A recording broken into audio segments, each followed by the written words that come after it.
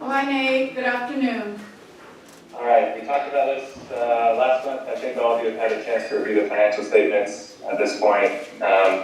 There weren't a lot of changes year over year between 2022 and 2023. Only a couple things to highlight. The net operating loss was down $1 million, which is good. So a loss of $2 million before non-operating revenues instead of $3 million in 2022. I think is worth noting, and revenue was up. Net patient service revenue was up about $1.5 million.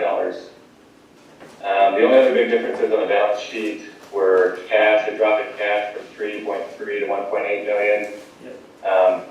The biggest factor there, I think, is from paying down the settlement liabilities. And then if you look at current maturities of debt borrowings, it jumped up quite a bit, but that's just from a line of credit that was drawn on and then paid off really quickly after year end. Looks like in 2020, 2021, we also had a whole lot more grants and contributions than we did the last 2 years, which almost balances some of that out. I was saying in 2021, we had $1 to $2 million in grants and contributions. In the last 2 years, it was closer to 500,000. So there's a significant drop there, which looks to be the difference in the negative. Yeah.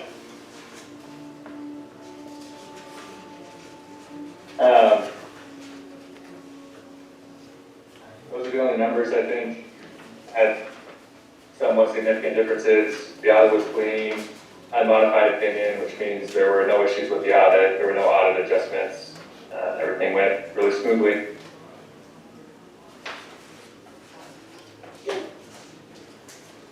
Any questions? Questions, anyone? No other questions? No questions? Okay, we have whether or not we approve the statements. Board action number 9. Is there a motion? I'll make a motion that we approve the audit as presented. Okay, do I have a second?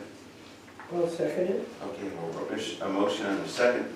Sophie, roll call. Graig, Yes. Maggie, Yes. Rosemary, Yes. Ann, yes, and Is there an approval or an acceptance? I mean, it is. Acceptance. Okay, I accept it, thank you, yes. Okay. We'll go on communication coordinator, Magana.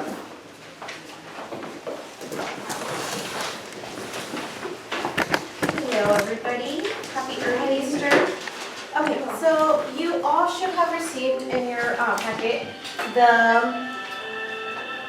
ad that we, yes, the ad that we paid out to the Tribute to make sure that our doctors get recognized for, doctors and providers get recognized for National Doctors Day. And as you can see, they all have brand new pictures. Whoever didn't have a picture previously with that same background now got a picture. So that's something that I've been doing, trying to make sure that all staff has a uniform picture for our records and our website. We also ran an ad on the Tribune and also on social media for the lab, the clinic's lab, featuring our lab tech who is has an amazing smile, so you should have seen that in the Tribune, and if not, it will also be repeated next month. And then you should all have received, if not already, then shortly, the Mother's Day ask that the foundation is doing the fundraiser, so please be on the lookout for that, and we appreciate your support. And also, if you have any people who you think could be good donors to support our mission, please do let me know. I can always send them one, or I can give you an envelope so you can personally deliver. And those were sent or mailed out to 135 individuals. How many? 135. I got mine today. Yay! Yay! They were beautiful, very well done. Thank you. Okay, so we had the Congress Women's Visit as well, that I was able to take some pictures. I'm going to do a press release to make sure that we can get some news traction of recognition of some sort. And then earlier in the month, we had the Employee Appreciation Day, and the staff all got they got donuts and this was spearheaded from HR and Sophie, who personally delivered to each facility, so they would feel appreciated. And then we are planning the soda shop grand opening. We're finalizing the details on that. And on employee engagement, we also had an Easter egg hunt today, also spearheaded by HR, where the staff were able to win candy and several prizes. And then Where was that held? out in the garden. Oh, of course. So they were able to participate on the breaks, and whenever they had some downtime, they would get, if they won an egg, then they could claim it for a prize or candy. And then I am also working on website certification and transparency. You will now see that all of your bios are up to date with your pictures. And I took it another step further in doing a social media spotlight. So all of you have a spotlight scheduled for each Friday, and I think we have 2 more to go. But all of you should have gotten a spotlight already or will get one on Friday on the district's Facebook profile. And then I am also working with Ida on the LAFCO MSR report. So we're just making sure that that gets revised and that I create a PowerPoint to make sure that that gets for the meeting. I was fortunate enough to attend Soledad Rotary's reverse draw with Ida. That was a great experience to get to see how the community interacts and comes together for a good cause, especially because I'm from Salinas, I'm not from Soledad, so it was great to see and interact with the community. And that concludes my report. If there's any questions? Any questions? Thank you very much. Thank you. Dr. Stephens. I'm sorry. Dr. Stephens, the OBGYN, who's that? She works off of the women's clinic. She's an OBGYN provider? Is she our provider or is she attended that? She's with Nativa Health. Why do we always list her when we list the other ones? I've seen her before, that's why Because she's like one of ours. We can't get a hold of them, they're always so busy, so she's the one that's more willing to take the picture, but just know we're trying. Need to make an appointment with the other I- side, yeah. They're busy, they're busy. They're camera shy, Amanda's camera shy. Okay, Hasn't been that we haven't tried. treasurer's report. Okay, so if you can turn to page, I'm gonna look on yours. That's good. yes, page 8. Okay, so you'll notice that our current assets are just over 5 million now, 2,200,000 in receivables and 2.5 million in cash. So he had indicated in the audit report that our cash had dropped, 1.5 million from the prior year.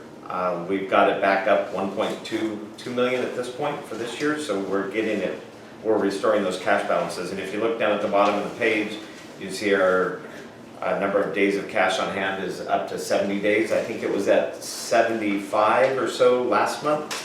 And the difference is that you can see the increase in our accounts receivable. We really have some outstanding amounts due for the Eden Valley. The clinic is fairly current, but Eden Valley we have a couple months outstanding. So hopefully we will collect those soon here. Other than that, everything else there's no major changes. We can go to page 9 and look at the results where we're at right now. Middle of the page, you'll see operating income. we're at 707,000. This is before depreciation and grants and those type of things, so just the operations. 707,000 positive compared to 477,000 lost in the prior year, so we're about 1.2 million better this year than we were last year. A lot of that is, and that's taking into consideration that we've already written off 750,000 of our PPS estimated settlement. That's already included in there, okay? Bottom line then, decrease in net assets, we're at 469,000. Next month, I'll be writing off another 375,000 of the estimated PPS settlement. So if we can continue to, we need about 125,000 in profit every month in order to handle that. This month, in February, we had about 75,000 of profit, 74,000, I've got it here somewhere, but 74,000 something. So we won't quite at 125,000, but it was a short month, fewer visits at the clinic. A few things can account for that. Okay? Down at the bottom, you'll see summary of income by operation. Eden Valley, 1.3 million in revenues, net revenues. Clinic and Women's Health Center, negative 345. Once again, that includes that 750,000 write-off. Okay, so we'd like that to break even, have it cover itself, but right now Eden Valley is helping cover that. And then the district expenses get allocated to those as well. So Eden Valley is definitely covering their share of the district expenses. The clinic is not yet. How much of that is the clinic, how much that's the women's center? 'Cause it looks like we're not doing much in the women's center anymore right now. I don't have a breakdown of the loss between the clinic and the women's center. I can try to get that for you. Does it mean if we're not seeing patients in the women's center, does that mean a loss, or does that means nothing? Well, There will be some what fixed. you're insinuating, if you're not seeing patients and you're not getting any revenue from it. That's So what that is correct. that's what I'm guessing. Yeah, it's true. If we're not having docs over there, we're not seeing patients, then it's just. And then the fixed costs are there regardless of whether you see patients or not, so those fixed Graveyard costs. on Monday. Yeah, so I'll explain that a little bit further in detail in my report. Going to page 10, you have your cash balances. I have noticed that we're putting about 35,000 a month aside for the payment of the settlement, which is good. I'm seeing those transfers being done on a regular basis, so that's good that that money is being set aside. This is where you can see our accounts receivable balance. Eden Valley is at 1.8 million. It's double what it was, pretty much double what it was last year at this point. Is that because the census is up? It's because revenues are up, but it's also because they're lagging a little bit in payment. Who's they that are lagging? I don't know Is if it I- like the insurance companies? Private Yeah, sector? it's Medicare, Medi-Cal. Yeah. I mean, those are the big ones, Yeah. okay? Typical government. Well, we're getting close to their year end and they're trying to hold on to their reserves, so it happens July, August, they start speeding up their payments Oh, again, okay. okay? Can we charge them interest? Nice try. Can't blame me for trying. Yeah. In the middle of the They page, can charge us interest. 7%. I'm sorry. Yep. I'll get on. no, the IRS is the same way.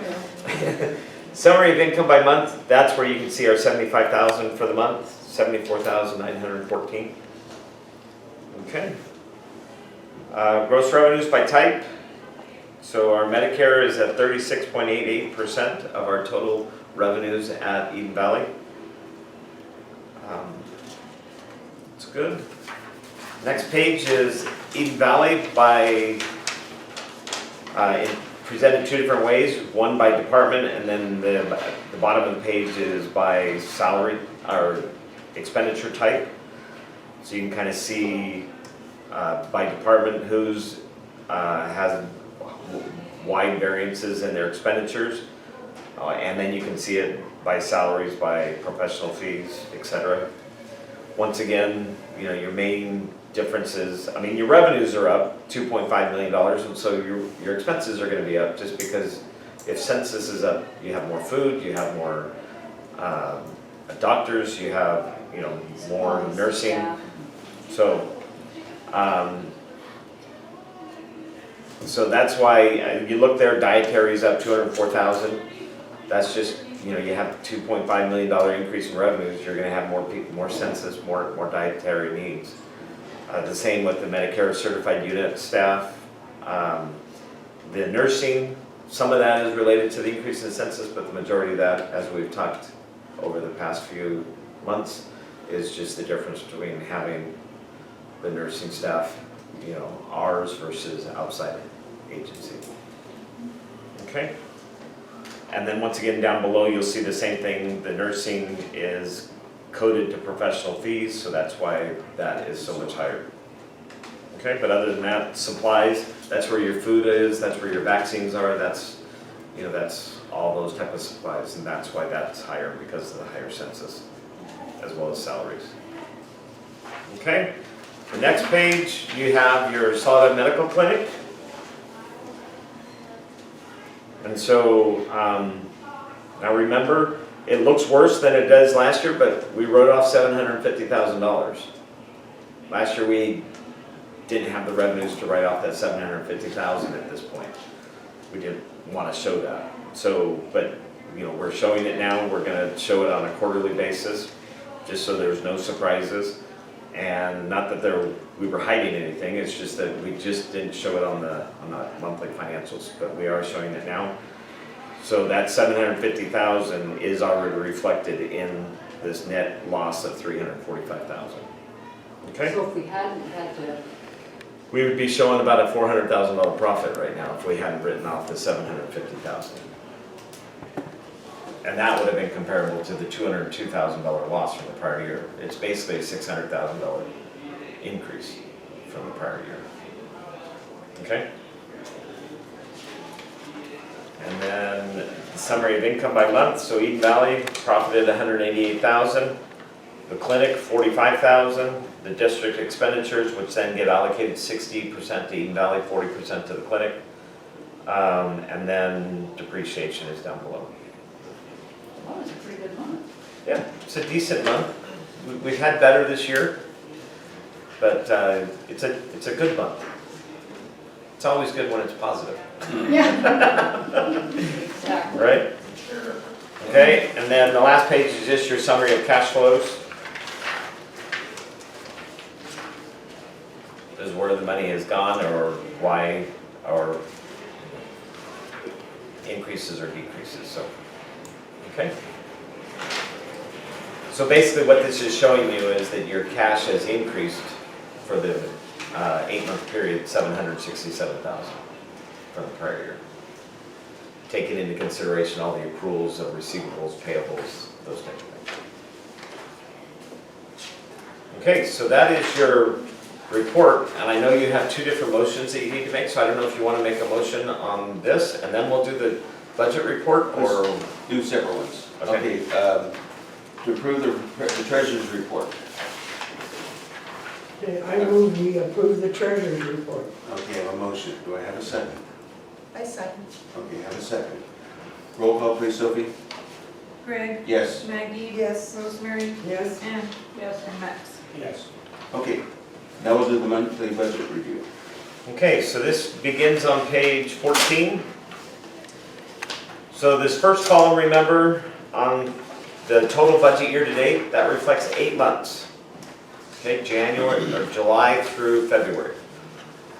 And so if we held true to our budget, we'd have a net surplus of $66,665 for the period ending February 29th. Our actuals is $469,000, so we're actually $400,000 better than our budget at this point. Our revenues are slightly down from our budget, okay? And we're higher in Eden Valley, we're just slightly lower in our visits for the clinic and the Women's Health Center. Contractual adjustments, they're much lower than what we're budgeting. We budgeted approximately 60% contractual adjustments on certain facets. This, I think if you look at that looks like 33%. But it's really, in certain areas, we budget 60% on the clinic revenues and then it's more like 30% on the Eden Valley. Okay, so it's a combination. Okay, but our contractual adjustments are better. I keep waiting to see, sometimes they surprise me with major adjustments one month, and I'm hoping that's not the case. But so far, they've held true to this percentage that we've got going here. Other than that, the only area where we're over budget is on professional fees, and once again, that's all nursing here at Eden Valley primarily. Our salaries are under budget. Our supplies are over budget, but you know, once again, more people, more need for supplies. So, other than that, you know, we don't have many grants or contributions coming in as of yet, but and we just budgeted last year's budget. We estimated, you know, somewhere between in the fiscal year we'd go out and get a couple of grants or something, and they just haven't materialized as of February 29th. The next few pages just take each different part of the facility. The first one is Eden Valley. So you can look at Eden Valley to see. So the first column here is the total budget for the 12-month period, and then you have the 8-month period, and then you have the 8-month actuals. So this is where you can see that we're $771,000 over in our revenues for Eden Valley. And on our expenditures, we are $713,000 over, but we're holding true to our budget. I mean, we're pretty much right on target for our budget for Eden Valley. I mean, you look at it, yeah, we're 51,000, but when you're looking at a budget of 6 million, I mean, we're pretty much just right on target. Okay? Which is good news when you compare them to last year's numbers. Yes, definitely. And it also says that, you know, that we have, that over the last couple of years that we've been working on these budgets, we're getting fairly good at anticipating what those revenues and those expenditures will be. On the next page, we have the clinic. So you can see that for the 8-month period, this is the second column, we budgeted 9.7 million based on prior history, and we are $1.2 million under that. But once again, our contractual adjustments are such that they are better by almost the exact same amount. So our budgeted revenues net, we budgeted 4.182 million. We're at 4.14, so we're 40,000 under. Okay. Our expenditures, we are 448,000 under budget. So this is where that 408,000 of profit shows, because this does not reflect that 750,000. Okay.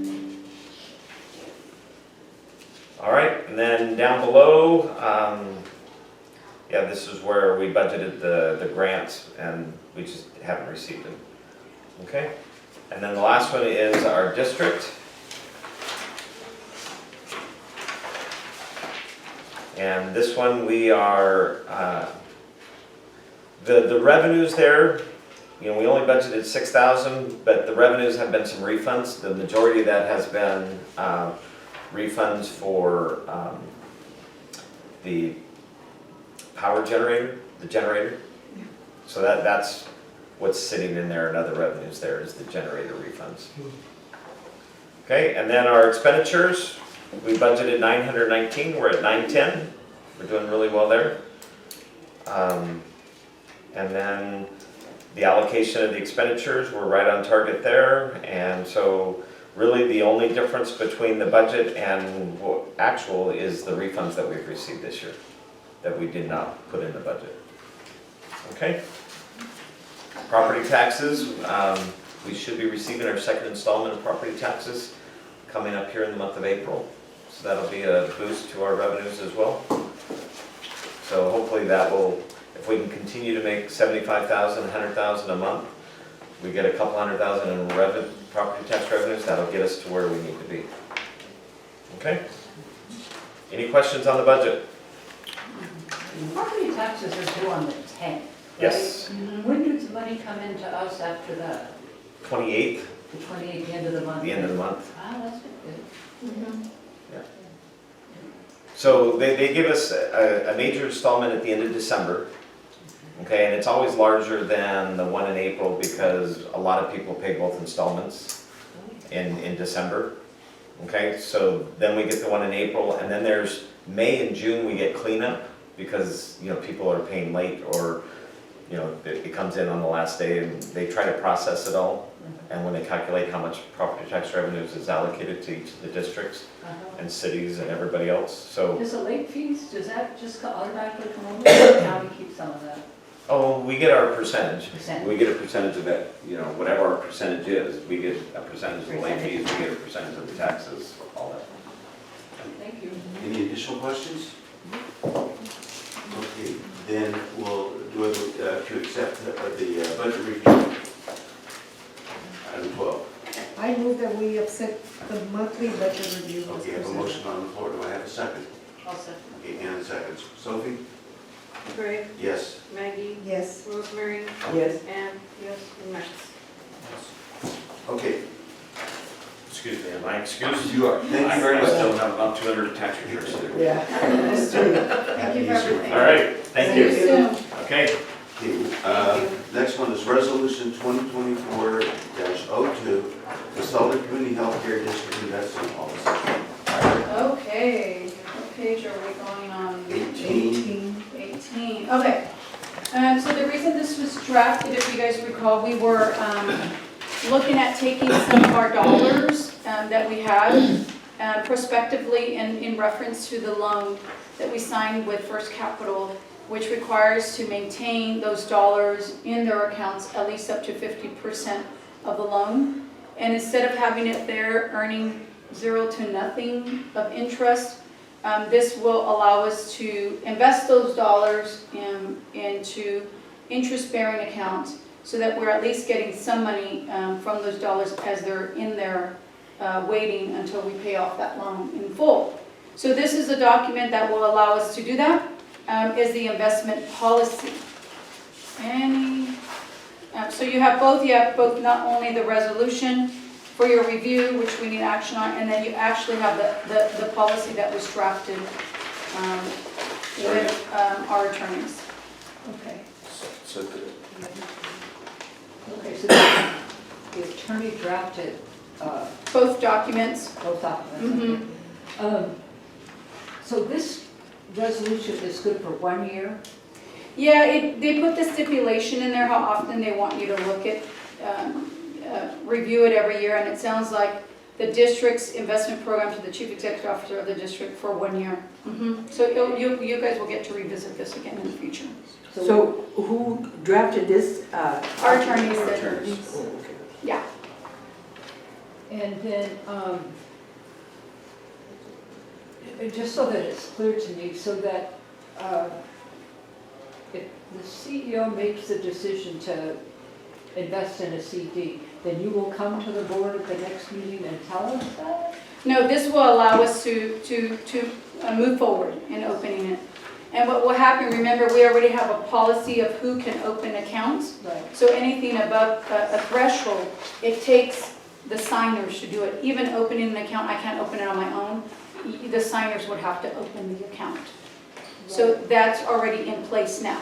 Okay. Yeah. And then will this be 2 signers, or is this just you? I think we have, no. I think we have up to 3 signers on the account. So in order for you to open up the investment CD, it will take 2 or 3 of you? Yes, it's based on already our policy that's in place, that we signed. And then if you do make that investment, or the group of you make it, then it would be reported to the board the following? It would be included as part of our monthly financial report. Okay. Brent will put that in our reports. Okay. So you guys are well aware. Okay. That was one of the questions that I had. Okay, any other questions? And then, Sorry, Ann. stupid question, but, so this is good for a year. How are we gonna get this to come back again to make sure that we stay current with this resolution? We have it all documented in a spreadsheet that keeps tabs of when things are due. Okay. And we actually keep a district, a calendar internally telling us when things are due and when they should be coming back to the board. That we maintain, Sophie and I. so we don't lose sight of it. Okay. Okay, any additional questions? One more question, who's on the account, who are the 2 or 3 people, you? Myself and Greg, and I believe Treasurer? usually you and, yeah. Treasurer. I don't Surprise! have. Yeah, Okay. so all 3 will need to sign it. Okay. Mhm. No more questions, and is there a motion on the floor for resolution 2024-2, the Solid Community Care Healthcare District investment policy? Need 2 motions, right? We need a motion. You have to adopt the resolution, you have to adopt the policy, and then once you have the policy, the resolution uses the policy, right? I have it as just the resolution, and that would be adopting, I would assume, the policy. Yeah, this is an action to adopt both of the documents. So Max is correct, we need to adopt both documents. So we're going to do 2 separate motions. So we need to adopt the You can policy break it, first yes. before we can have a resolution that follows the policy. Okay, so we'll adopt the policy first? Okay, motion on the floor to adopt the investment policy. Do we have one? I'll make a motion. Okay, thank you, Ann. Do I have a second? I second. Okay, roll call vote. Greg, Yes. Maggie, Yes. Rosemary, Yes. Ann, Yes. and Mike. Yes. Okay, now resolution 2024 to adopt the resolution. Do I have a motion? I move that we adopt resolution 2024-02. Do I have a second? A second. Ann seconds. Sophie? Greg, Yes. Maggie, Yes. Rosemary, Yes. Ann, Yes. Max. Yes. Thank you very much. Review of bylaws, the Soledad Community Healthcare District. So the last time you guys did this, or the last time that it was adopted by the board was 2012. So as we're going, 2019. The last one was dated 2019. yeah, 2019, he's right, but I think the real kind of big work that was done was back in 2012. So this was a heavy lift. So along with the attorneys, we went back and took what you guys already had and drafted it so that the current stuff is now a part of it. And so this is the bylaws in accordance with guidance with our attorney so that we are now in proper standing since our last time. And again, like Ann has asked, these will come back and come around on a regular basis so that we don't lose sight of the timing. And so that you guys are looking at these every couple of years for this particular one, so that you guys are looking at it every couple of years. And so that's why these are being presented today, because it's been a while. Right. Actually, our bylaws say it every 2 years, so we should have done this last year, Yeah, and then we would come up. correct. So that's why it's important that we get it in this round, so we are in compliance with that regard. Any comments on the bylaws as proposed? I agree it needs to be reviewed, but it's kind of hard to review it in 2 days, and so I think we need table approval for a month so we can review them. There's a lot of little changes, and they're just changes. It's not like Mark put the changes are, so we need to look and think about it. Well, I read through them. I read through them. When it came, when you sent, we got them on Monday. The email, there was 70 pages, but I spent time. Yeah, I just took the time too. My motion is we put the bylaws review off for a month. The finance committee's in the bylaws, so that would delay that. Am I correct? Say that again. The finance committee is in the bylaws. It's part of the bylaws. So if we do that, that delays that. Well, we can't talk It about won't it. delay We it. second was the motion died. We don't even have a motion. I did, I made a motion. I'm sorry. I made a motion that we delayed approval to I'm next sorry. month. That's why we were talking. I'm sorry, but I was asking a question. All right. That's why. If there's no question, unless the motion, if there's no motion and no second, then there's nothing to ask. True, but I'm still not going to answer the question. Okay? Okay. The order is, there's a motion, it either gets seconded or it doesn't. And it looks like nobody seconded, so there's nothing to talk about. I would still like an answer to the question. Okay. Thank you. If we don't do anything with the finance, if we don't do anything with the bylaws, then the finance committee is kind of a moot question until we adopt these bylaws. Is that, am I correct or not? In essence, because you have the guidance of that new committee. Other than our current bylaws allows you to establish committees, so we could establish a committee right now without having a bylaw revision. Thank you very much. I'm so sorry. No, well, I that's- appreciate your help. I really do, Max. I'm not trying to be obnoxious with you. I want to make sure I get in my head what's going on. I'm just trying to answer. I appreciate that, Max. I got your answer. But you're telling me to shut up, and I'm just trying to answer your question. I did not say, I did Well, not. then, Let's find Max, out. I did not say well, shut. I made a point, and then you're telling me why, well, I don't care. You asked the question, I made a point, I made a statement, But I was asking Ida, okay? and I understand what you said, Max. I was not being disrespectful. It's a to you. board decision. I understand that, but I was. Well, there's 5 board members that make the decision. Ida gives information, and she did, and I brought out a point. I'm not disagreeing with you. I was asking questions. You asked questions. And she am answered you. Have I been disrespectful to you? I think in the way you spoke to me, you were. You asked her a question, and she answered it. Wait a minute, let me step back. You asked Ida a question, and she answered it. Wait a minute. And then Just take a moment, take a moment, take a moment. Ida answered your question. I didn't agree with her answer, and I said our current bylaws allow us to have a committee. I heard what you said, so I was not disagreeing with you, Max. Okay, can we just tone it down? My goodness gracious. Okay, so the question is, do we want to act on the bylaws? No or not? Motion that Max made has died because there is a lack of a second. Do we have a motion on the floor to accept the bylaws as presented? No, okay. I make a motion to accept the bylaws as presented. Okay. Seconded. Okay, a motion and a second. Okay, Sophie, roll call. Greg, Yes. Maggie, Yes. Rosemary. Yes. And Yes. and Max. No. Okay. Community Healthcare District Public Records Request Policy.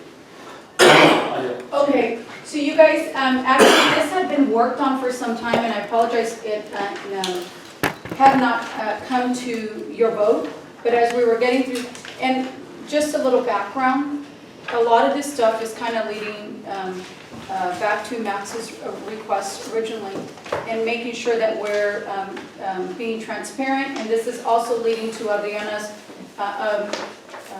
process and trying to help us to get certified. So we need to have these documents in place and reaffirmed in order for us to do this. And so one of them is the public's records request. This was actually prepared for some time, but it just didn't get into the packet until now. And so again, this was also prepared in accordance and in guidance with our attorneys. Is a public records request. So you have two. It is the public records request and the standards and the policies, and then you also have the accompanying form. So if there is a form, and this is already up online as well. So this is just bringing it back to you guys to get this approved. Okay, thank you very much. Any questions right on this? Okay. Who did all of this? The attorney. And No, our attorney. the attorney. No, I just looked at her because it goes online. Oh, I see. Yeah. Okay. That's part of our transparency. Any questions on this? If not, I'll entertain a motion to adopt the Soledad Community Healthcare District Public Records Policy. I'll make a motion to. Do we have a motion on the floor? Do we have a second? I second. Okay. Motion on the floor and second. Sophie? Greg, Yes. Maggie, Yes. Rosemary. Yes. And Yes. Max. Yes. Thank you. Okay, Solid Community Healthcare District Brown Act Policy. So even though it's already embedded into your bylaws, there's a lot of it in there. Because of the transparency, in order to get that certification qualification, they wanted to kind of be out. So we, what the attorney did is pull sections of that out to create this document. So it's a lot of the language, when you looked at your bylaws, it's really what's already in there, okay? So it's not anything different. And that's the purpose behind that one as well. Okay, any questions about it? No, I just have a question. Since the Brown Act is something that we are sworn to follow, do you have to have a policy? You do, huh? It has to be somewhere in there, and which it is, in your bylaws. Uh-huh. It's already embedded, but this is pulling it out so that we can follow our transparency clause certification. Okay, no more questions? Okay, I'll entertain a motion for the Soledad Community Care Healthcare District Brown Act policy. I move to approve the Brown Act policy. Okay, Maggie makes a motion, and seconds. Sophie? Graig, Yes. Maggie, Yes. Rosemary. Yes. Ann, Yes. and Max. Yes. Okay, the Soledad Community Healthcare District Transparency Laws and Social Media Policy. Okay, so this is another one of those that and as you guys know, back in the days, social media wasn't a part of our daily routine, but that's not the case any longer. And so as a result of that, it's important that we have a policy as such. I think the only, one of the things to point out to you guys, I know you guys have already read this, but one of the things to remember, there's a clause in here, and those are the things that, it's number 4. However, a district official may not do either of the following. Page 39. And page 39B, so direct response. Respond directly to another member's communication, comment, or post if 2 are on the same legislative body of the district and the topics concern district business. So there's just things for you guys to realize and to know. I mean, bottom line, safer bet is don't respond at all, just kind of stay away from that. But if you are, you need to know that there's some parameters around that. So that's all this means, because now this day and age is different. Communication channels are different now. Used to be written, then it went to email. Now we're in this new day and age where social media is a new way of communicating. Okay? And this is, again, it's part of our transparency laws and clause so that we can move forward with our transparency certifications. I had marked that one, yeah. Yeah. Okay, any questions about it? Okay, I'll entertain a motion for the Soledad Community Care Healthcare District Transparency Laws and Social Media Policy. I move we accept that. Did we adopt that policy? Okay, thank you. Do we have a second? Okay, Ann seconds. Sophie, can we have a roll call vote, please? Graig, Yes. Maggie. Yes. Rosemary. Yes. Ann, and Max. Yes. Okay, establish a finance committee. It's a two-person finance committee. I'm assuming, Max, you want to be on that, am I correct? Yes. Okay, and if board's approval, it would be Max and myself. Is that okay? Yes. Okay. Do you need a motion? A motion to create the committee, yeah. A motion to create the committee consisting of Max and myself. Do we have a motion on the floor for that? I move that we approve I'm sorry, Finance committee. the finance committee Establishment. is established. Okay, I have a question. I see you have the dates down here. What day of the week are these? I try to do them like on a Tuesday. Tuesday. Okay, because I was, the foundation meets at 3 o'clock the same day as Yeah, we it's- meet, and so I was just checking to see if that was the Wednesday, same day. it's a Wednesday. Okay, that's fine. Okay, Okay. Wednesday. okay, Sophie, roll call? I'll second it. You got the second. Oh, I'm sorry, I apologize. Graig, Yes, Maggie. Yes. Rosemary. Yes. Ann, Yes. and Max. okay. Max? Oh, Max, Yes. I'm sorry. Okay, ballot for the election of the Lafayette Commissioner. Question. Question? I want to bring up one point. I thought I read in here that it said the chair would be an ex officio member of every committee. I don't have a problem with that, but the problem is if Ann and I are on a committee and you're an ex officio member, that now puts 3 of us. And I'm trying to what I saw that worded when I was reviewing. Okay, Just to make we'll sure. take a minute, and so you sit there, look for that, okay, Max? One of the places on committees, it mentioned that the president of the board would be an ex officio member of every committee, which I don't have a problem with, other than that might create a quorum. public meeting requirement. Yeah. That's why I thought to address that, and I remember seeing that And that's part of one of the things I was gonna follow up on. Let me see. Please. We'll take a minute so you can check.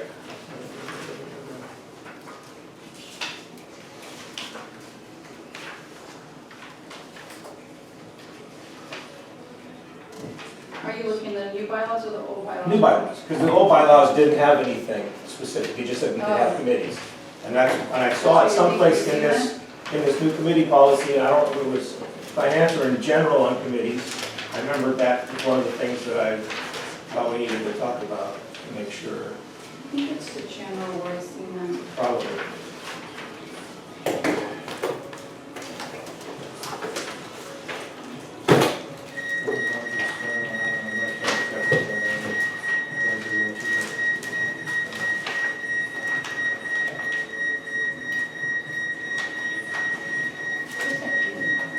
They're getting rid of door.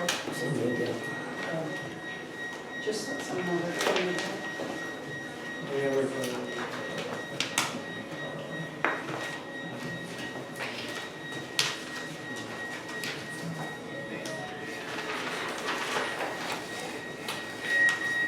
Okay, here, it's on the top of the page.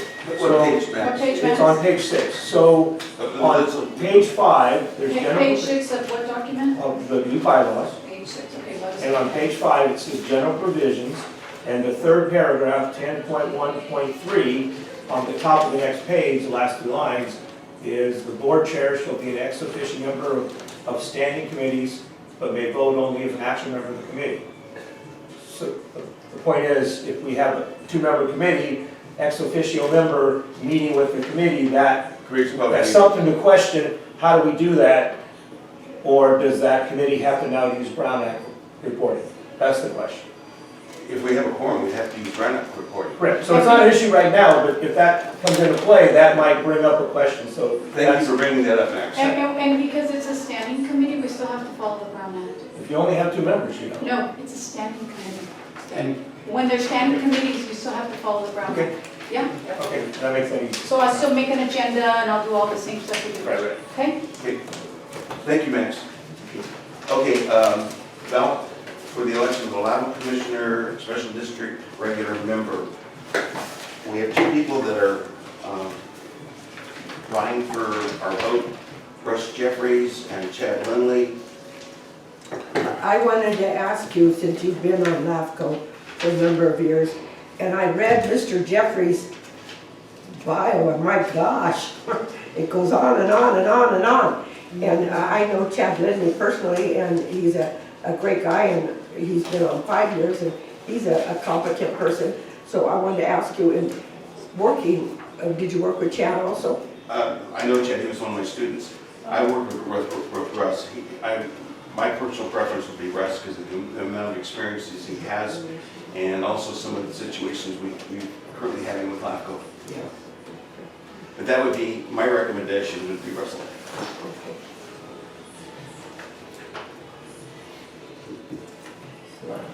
I know Chad too, and he's, it's kind of nice to see some young people get involved. So that's kind of what I was thinking, is that, it would be nice to, but he seems like he's pretty well experienced too. Yeah. What board is he on? He's with the Monterey Regional Fire District. Fire district. So that's just, he's replacing, can't think of his name right now. Fortress? Fortress, yeah. Fortress? Pete Yeah. Fortress? Pete Fortress was on, I served with him for a long time. Russ just has so much more background on what's been happening with LAFCO. That's my opinion, but it's a group vote. So as a board, we We vote. We vote for one, yes. Yeah, and see, all special districts are having to vote on this, on who it's going to be, because they represent the special districts, this person. I see.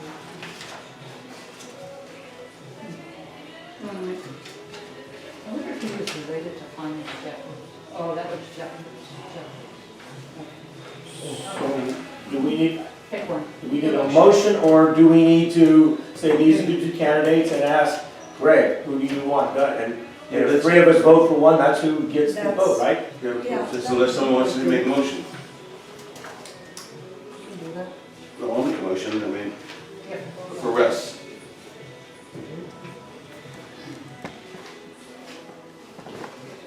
Oh, it has to be seconded. I know. Okay. Seconded. Okay, you have a second. So a motion second. What's the motion is to vote Yeah, Yes. or, The motion made was that we vote in favor of making Russ our candidate. oh, I see. That's what the motion That's was. what the motion is, okay. we have a motion second. Sophie? Greg, Yes. Maggie. Yes. Rosemary. Yes. And Bill, and Max. No, Okay. CEO's report. motion carries. Okay, thank you, everyone.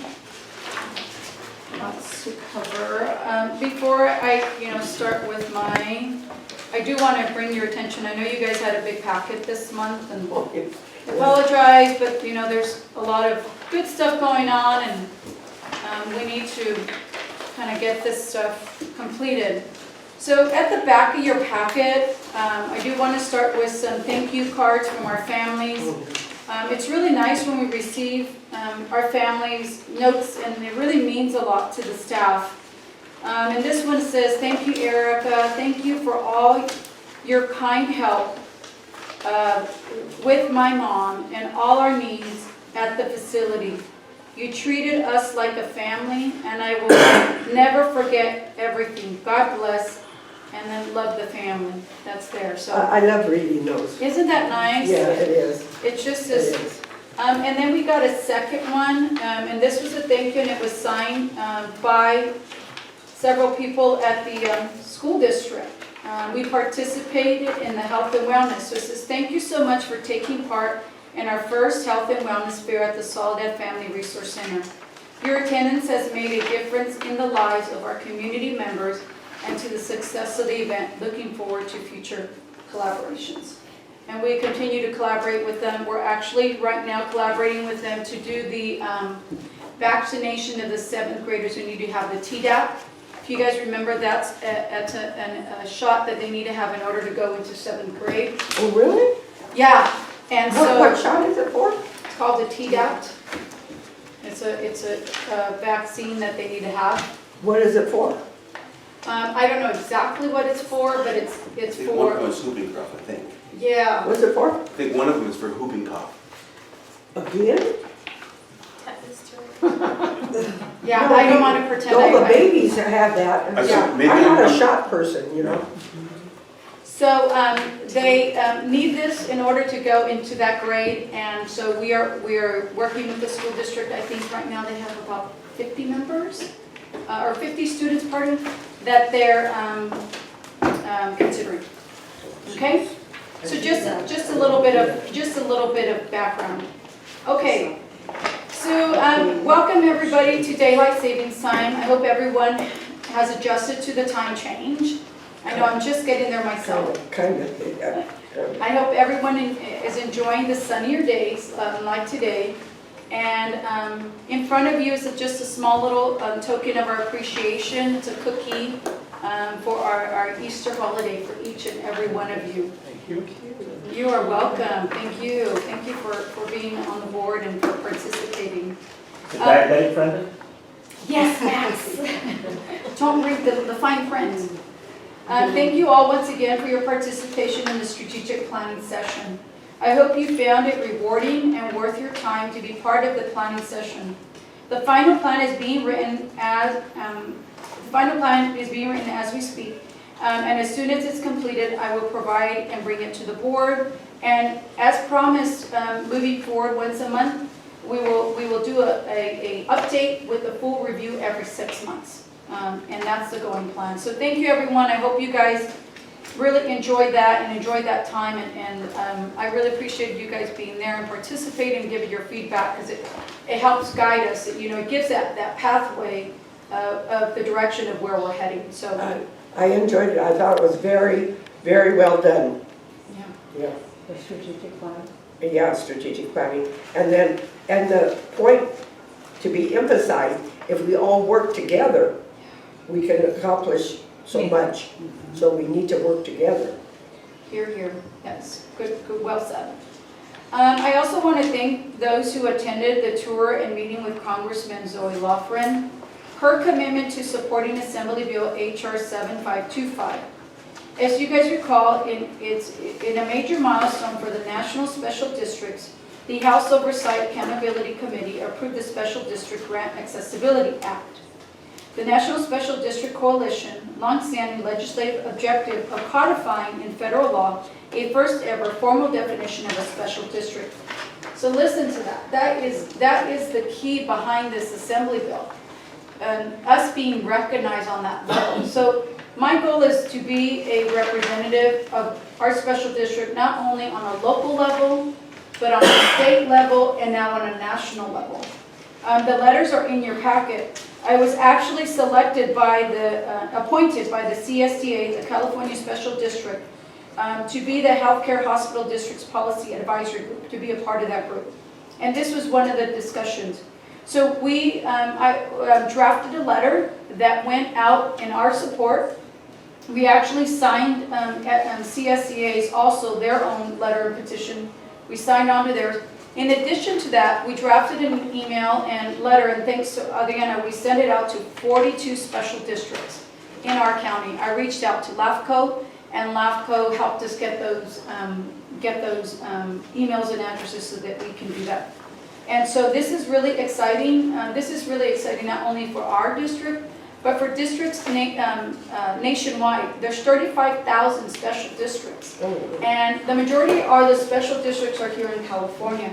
And as you guys know, when special districts, we've been around for 75 years. And when we started, cities were different. I see Richard in the audience, and he knows during his time, cities were a lot smaller, they were a lot more manageable. They've expanded and grown, and they are continuing to grow. I mean, it's slated in our general plan, I think, another 2,000 homes. And with that, we have to equally grow our services and needs, and one of them is healthcare. I want to ask you something. In those 42 districts, does that mean Soledad has a fire district, Gonzales has a fire district, or is that counted as one, or is each one counted as one? Each separate district. I mean, They're separate special districts. even though the same district in different towns. They're not the same district. There's this Gonzales Fire Protection District, and there's the Soledad Mission Fire Protection District. Here's the example. Salinas Valley Healthcare is a separate district from us. You do the same kind of thing, but they're separate. So every district, there could be a district that covered Soledad, Gonzales, and Greenfield for fire. There could be, but they aren't. They're separate districts. Soledad Fire, Gonzales, that makes sense. When they're chartered, it's what they're chartered to be, and there's, 35,000 of them in the country. In the nation. So in our county, there's 42 that are independent like us, special districts. And they can be Rosemary cemeteries. It's a rec district here in town, water districts, mosquito districts. It just depended on the need at the moment when they created these. And our need, if you remember, it was a hospital district, which then Dr. Hanley at the moment decided that we needed a healthcare district. And hindsight 2020, I think he was right on, because that kept doctors and providers here to maintain the health and well-being of our families over a long period of time. And we've done that successfully over 75 years. Thanks to good participation and good board members like yourself that we've been able to do this successfully over the years. So this bill was so important. Having Congressman Zoe Lofgren here during this time was also important. It was great timing, because then she can be our advocate, our ambassador at the federal level. It still has to, go through all of its, passing. We've all sent our support, and hopefully they will listen to us, and they will support it, and it will get passed. There'll be more to come and more information to come on this. I just want to comment on that and commend Ida for their Yes. leadership in this. This is the reason why, again, if you're not at the table, you're on the table. And Ida has been representing us at the county, at the state, and now at the national level. And That's great. And that is so important. I want to commend you for your leadership on that. Appreciate I it. congratulate you too. Thank you, Rosemary. So yes, we have a seat at the table, so more to come on that. Leadership Academy, as you guys know, a few couple months ago, we initiated a professional and leadership development academy focusing on This month, the topic is focusing on motivating employee engagement. The feedback that I got from staff that has participated, they've enjoyed it, they've been able to take the stuff that they learned and apply it to their teams and make a difference right on. As you guys recall, this is offered to 12 key managers from Clinic, Eden Valley, and the Women's Center. It's about a 2-hour session once a month. And their next session will be next month, and the topic will be increase your team's effectiveness. So that continues on. Soledad Unified School District, we partnered in the Family Resource Center Health Fair, which we mentioned already. It was from 11 to 4, focusing on February Heart Health Month. Adriana and Communications attendant, Joanna, our LVN nurse attendant as well on behalf of the clinic. We also had a CPSP and MA that participated in that. Next, we participated in the Main Street Middle School Career Day on Monday, March 25th, and Nurse Giovanna Velasquez attended that. Why this is important? We are a teaching district. We really embrace taking those that are coming up and uplifting them so that they can be our future leaders and our future workforce. So we have nurses, we have people coming in from the lab, we have people in x-ray, we have people in ultrasound, we have MAs.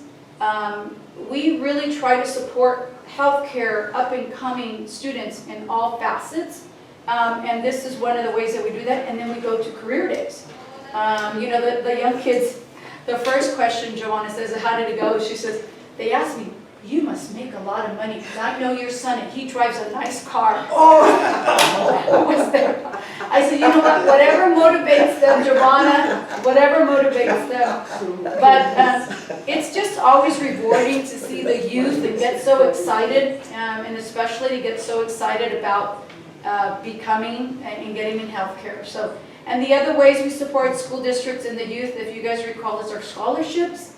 We're going through that right now. We're doing the selection process. The foundation is doing that. We have 2 scholarships.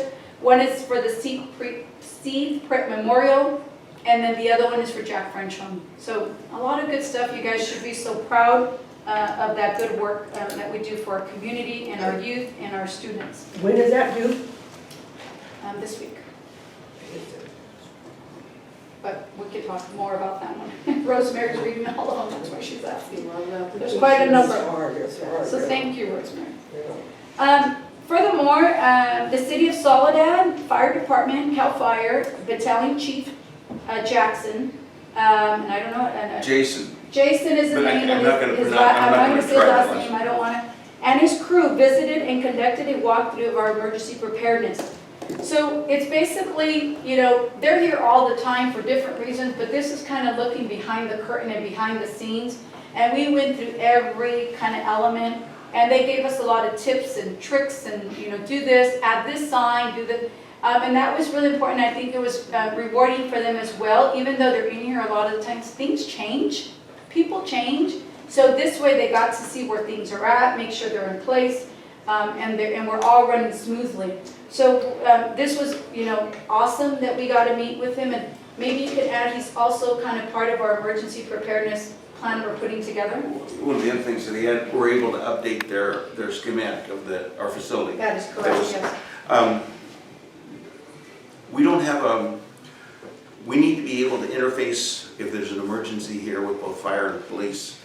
And if you have just an engine company, 2 people show up, and you have to evacuate the building, someone has to worry about making sure everyone's out. Someone's going to have to make sure that sort of transportation is ordered so we can get them out of the weather, where they're going to locate them. You have 2 firefighters, they're not going to be doing that.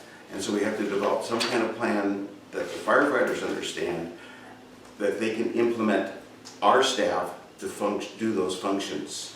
And so it's kind of it's using the NIMS, ICS with check sheets, and there has been a draft presented to Jason, and he's reviewing it right now. It's budget. It's not a whole lot different than what we have with PD, but it's so that everyone is, and then eventually they'll say yes or no, we want to change this a little bit, then we can come back to staff. So this was great, I'm glad they came, we answered their questions, they updated their maps, make sure things are correctly on their maps, so when they come in during an emergency. And I really thank Chief Jason and his team for taking the time, because I know that everybody's so busy, so it's much appreciated that they were able to do that. Public Works Department, so we recently received a letter this month from the city's Public Works Department. They are telling us that we need to upgrade our backflow and install a bypass for fire service. Eden Valley will need both projects, including the removal of tree roots lifting the sidewalk near the backflow valve. The total estimated cost is $45,000. We are currently seeking additional quotes. The clinic does not need any of the upgrades as it does not have a sprinkler system. The Women's Center needs, although we just built that center, it does need to have the bypass upgrade, which is estimated roughly right now at $43,000. Over the 45? 143, 145? It's two different locations. And Well, the clinic doesn't have a sprinkler pardon me, system, or it has a separate system? Give me 2 seconds. No, that 40, the 45 includes that upgrade of 43. I just wanted to point it out to you that that's how much it costs. Okay. And then, back to your question, that's correct. When it was built, that wasn't required. Yeah. So at this moment, we don't need to do that entire upgrade. So we have until May 13, 2024 to get this completed. So I called and spoke with the Public Works Manager, and I explained, this is out of our budget. I said, he is just asking he says, this is coming from a project and a government need that started back in the 80s. He said, and it just started kind of picking more traction up 10 years ago, and now they've sent these notices out that we need to upgrade. He said, just keep me in the loop at where you're at. He says, we need to show, we, the district, need to show good faith that we're proactively working on getting this done. So that's going to be something for us to consider in our next budget, if not sooner. Any questions on that? Okay. Rotary, Adriana already shared with you guys, she and I attended the annual fundraiser, which is their reverse draw. There was over 400 in attendance with lots of money raised for scholarships. So it's a good thing for them. A municipal review. So I put it in your packet, but I just wanted to provide you an update. We are in the brinks of that now. So we have to provide them our feedback, preliminary feedback by the end of this week. And then Greg and I will participate in a Zoom meeting with them, them being the folks from LAFCO, to go over any additional questions that they may have of us. And that Zoom meeting will come up here pretty soon so that they can finish their and they can finish their MSR review, which the last one happened in 2012. So that's ongoing, and that's currently happening right now. I also wanted to go, and this is, more budgetary, but I did want to share this with Max, because I know there was one of the questions in the past in the team about our accounts payable workflow, how our bills are how are they paid? So I visually created kind of like a little flow so that you guys can see what the process is of when invoices come and how they're paid. So, first level review of invoice we receive by accounts payable. We upload the invoice to the accounts payable software called DocLink. It's reviewed for accuracy, and it's reviewed against the department budget. Then it sends it to then the AP sends it to the department manager for review. At second level review, the department manager reviews the invoice for accuracy, confers with the department budget, approves or denies the invoice, then forwards it to administrator or clinic manager for approval. At third level review, the administrator or clinic manager reviews the invoice for accuracy, confers with the budget department, approves or denies it, and then forwards it to CEO for final review. At the fourth level review, the CEO reviews the invoice for accuracy, confers with department budget, approves or denies it, and forwards it to AP for processing of payment and CPA review. Final review and step. CPA completes the final review and applies it to our monthly financials, which then comes to you guys for approval.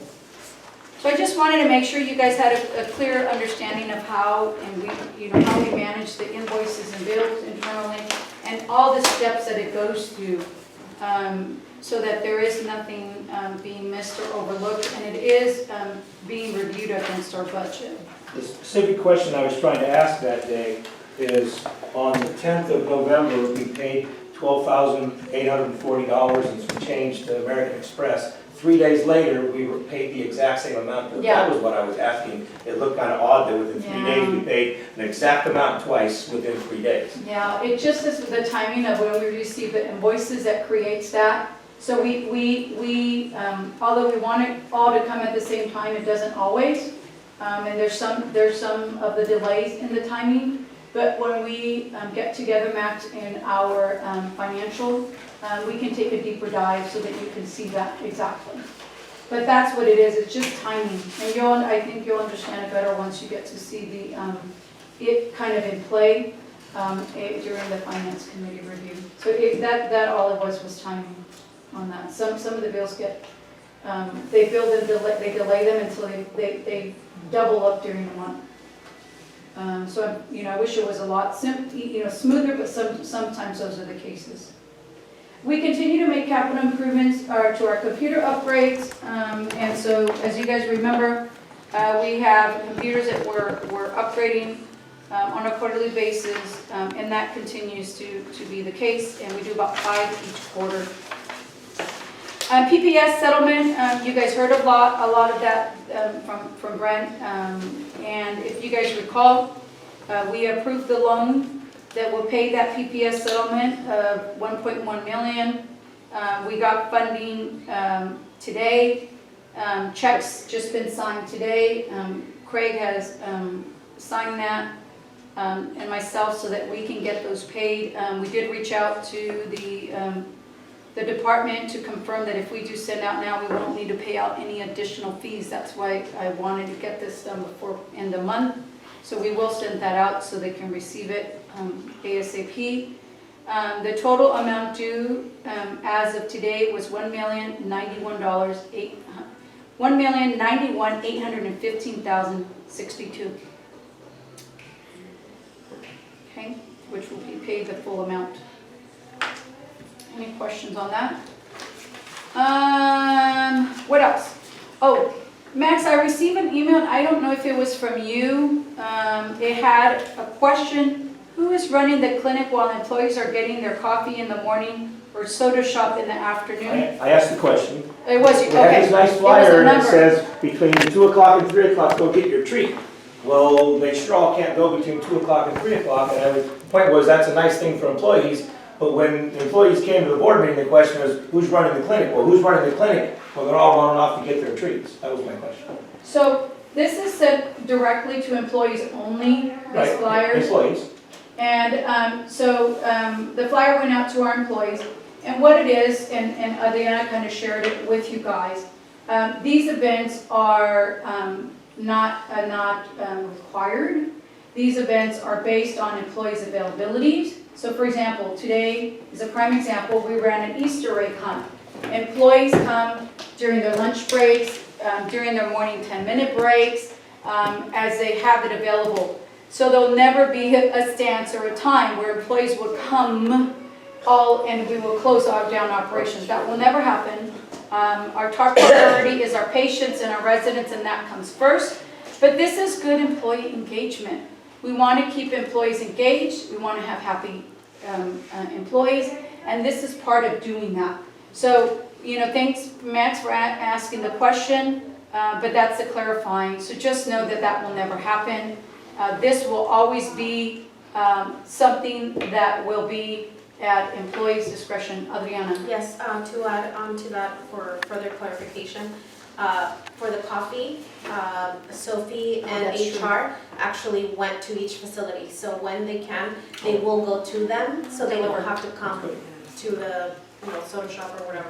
Good, Yeah. good. Yeah, that's nice. I figure that they would be taking different stages of their breaks. Sure, You of know, course, yeah, that, this group is for 15 minutes, their break's over, then our next group goes. yeah, sure. They don't lock the door and. No. Yeah. So when it's a planned event that we're made aware of, then we'll make arrangements so that things happen accordingly. When it's unplanned, like what Max talked about, then it kind of leaves things for us, to figure it out, because the priorities are patients and our residents, not any of this stuff. This is secondary. So we will always make that a priority. Okay, let's see. Eden Valley. So Susan is not here today. She's on a day off because she is getting ready for her Easter holiday, so she's not here. Things to point out, our census right now is 88%, 13 of which are Medicare, 4 are managed, 2 are private, 31 is Medi-Cal, 1 is on a bed hold, and 1 is hospice, which is a very, very good number at 52 in-house that we have right now. Let's see, 24. So just to point out, Susan wrote in her report that February was a shorter month. So our month, 2023 year to date, our monthly average has been about 82.97 for the month of February of census. Medicare 13, Medi-Cal 29, HMOs, which is managed, 4, with an average occupancy of 51. So we're in the 50s. Where do we get our referrals from? Our biggest referral partner is Salinas Valley with 11, 2 from Natividad and 1 from Stanford. Wait list. We still currently have the only 2 people that want to remain. We check in every 6 months, and that's because they want to stay there if and when their family would ever need it. So it's not that they have any need, it's if and when their family would ever need it. So our plan is to do 3 check-ins. At the end of the 3rd check-in, then they will fall off the wait list. But for now, they're still on there. CDPH, we did have 2 self-reports to the facility because we had the flu outbreak. The flu was going around, so we did a self-report. And then we had a fall. And think about it, a fall can be anything. Like if somebody is on their bed and slips off their bed, that's considered a fall. We cannot say that it's a slip, it's a fall. So we do self-reporting as well. We did have some additional staff that have come on board for the month. So we have some CNAs. We have 3 CNAs that have come on board. And we have another CNA that will start in April 1st, along with 2 LVNs that will start in April. We do have some anniversaries. A housekeeper, Alejandro. These are all our 1 year of service. Our CNA, Barinia, a housekeeper, Ruby, and our back office supervisor, Giovanna. In addition to that, we did unfortunately receive a resignation from our director of nursing. If you remember, she's moved here from Oregon to take the position. She's decided to kind of go back into being that agency. She came from agency, which is understandable. We really didn't expect her to be here, a whole long time, but we are actively looking, and we made an offer today on a director of nursing. So some good stuff happening there. Events, we had heart awareness.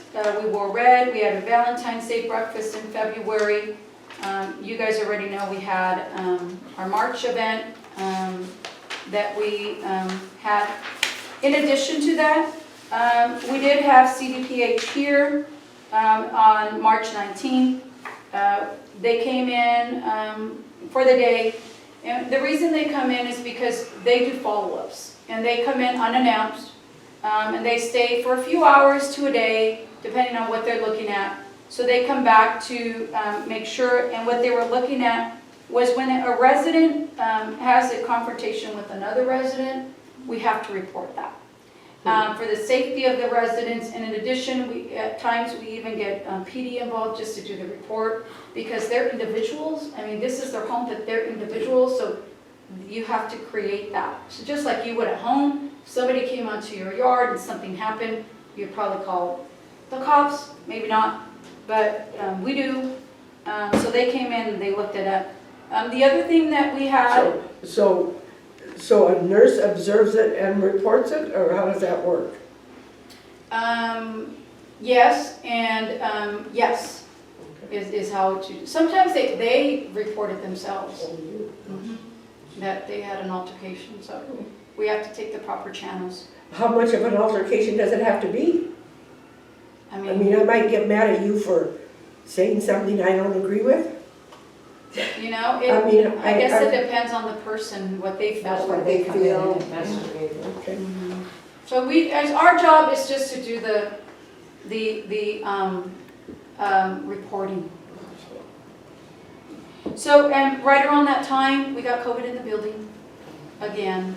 Unfortunately, a family member, you know, as it is, we're open now. Family members are allowed to come in and visit their loved ones. This particular instance, a family member visited their loved one, they got COVID, gave it to their family member here, who then gave it to their roommate. Oh. Yeah, and so then that, you know, we luckily, we were able to contain it. It went to another resident, and so everybody was in isolation. We just got out of it. Saturday would have been our last day. However, Is it, I had seen on the news that it's not 5 days anymore. It's just when you feel better. we test on the 1, 3, and 5 days just to make sure that they don't have COVID, like the roommates. We don't move roommates around because once you've been exposed, if you start moving roommates around, then the risk is that they're going to expose other people and get other people sick. So even though they didn't have, one roommate had COVID, the other one didn't, they stood in the same little place because we want to make sure it's no longer spread. However, we were just about to get out of that 10-day period. Is it 10 now? I thought it was less. And unfortunately, this is being, so it's followed by the Monterey County Health Department and CDPH. So we follow whatever their guidance is. Unfortunately, there was another case, and we're now back. We had to start our 10 days again. So at least it's not what it used to be, you guys, when COVID happened. If you guys remember those days, those were really, really tough times and really, really tough days. I have a question. Yeah. On a different note, how about the doctor that is, we had that new doctor that did the, you know, that was working in conjunction with Dr. Beltran, is he still here? Oh, yes, he's our medical director. Right. No longer. And he's working well? Yes, Good. Yeah, he's working well. He's actually, his picture's not here. His name, Dr. Pham. Oh, is that him there? That is him here. Yep. He comes and meets with the residents and families. Do you still have Dr. Beltran on staff at Eden Valley, or just him now? No, she's on staff at the clinic. Just the clinic? Yeah, so we only have one director. So that's Eden Valley. Moving on to the clinic. So Max alluded to something earlier when he walked in. What did you call it, Max? What'd you call what you seen? What was your phrase?